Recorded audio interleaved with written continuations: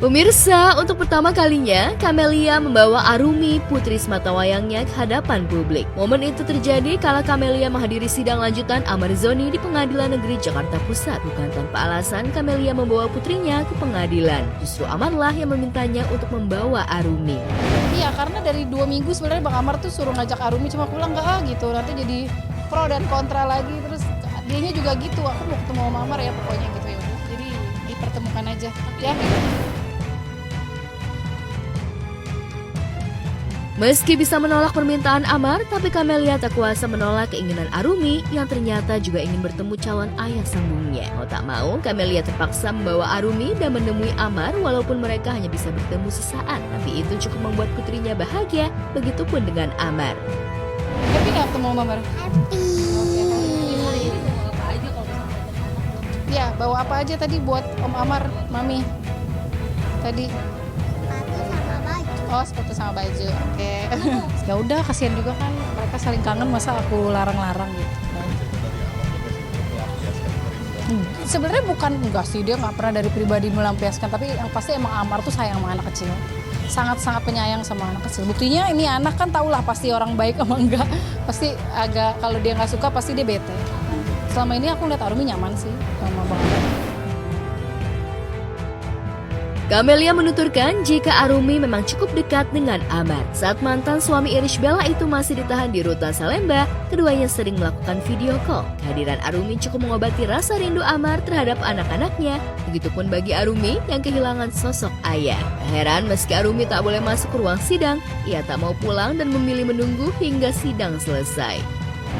Ya emang kan karena waktu dia masih bisa berhubungan lewat wartel kan tiap hari mereka yang komunikasi berdua, dia sekolahnya bagaimana, kadang-kadang tuh Bang Amar yang suka nanya-nanya, kamu tadi sekolahnya gimana hari ini, bla bla bla gitu. Ke dalam, awal ketemu nangis, takut karena mungkin badannya masih gede dulu kan, nangis. Yang kedua udah mulai oke lah pendekatan dekat, yang ketiga udah mulai akrab lah, karena tiap hari sebenarnya sebelum ketemu juga udah video call. Enggak, itu di situ doang kok, di tempat AC. Ini baru pertama kali, karena dia nggak mau pulang. Biasanya dia langsung pulang kan sama driver kan. Biasanya cuma ketemu pagi, terus dia balik, aku nanti baliknya gitu. Dia balik sama driver sama suster. Tapi hari ini dia nggak mau, dia maunya nungguin sampai selesai. Ya udahlah.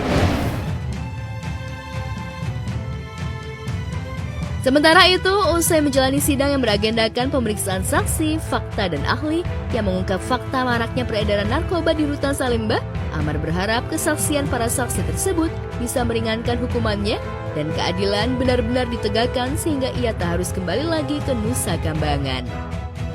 Mungkin maksud tujuannya bagaimana kalau kita kan bertanya, banyak yang bertanya gitu kan, bagaimana cara barang itu masuk, saya pun juga jujur saya nggak tahu bagaimana cara itu baru masuk.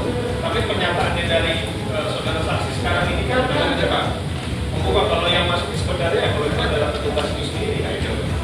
Jadi ya saya berharap kalau emang diproses sekalian proses tuntasnya juga gitu. Saksi pendapat dari pendapat ahli itu sangat luar biasa gitu ya. Kita semua tahu, jadi paham, saya sendiri juga paham gitu loh. Dan juga dengan kesaksian dari yang meringankan juga, saya terima kasih juga gitu kan. Dia udah membongkar semuanya gitu loh.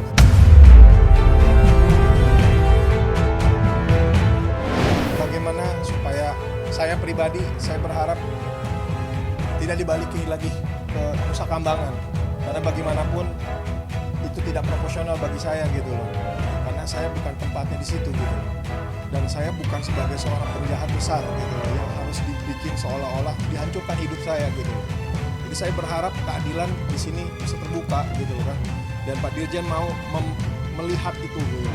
Memberikan kesempatan untuk saya juga untuk bisa bertemu dengan keluarga saya dan orang terdekat saya gitu loh.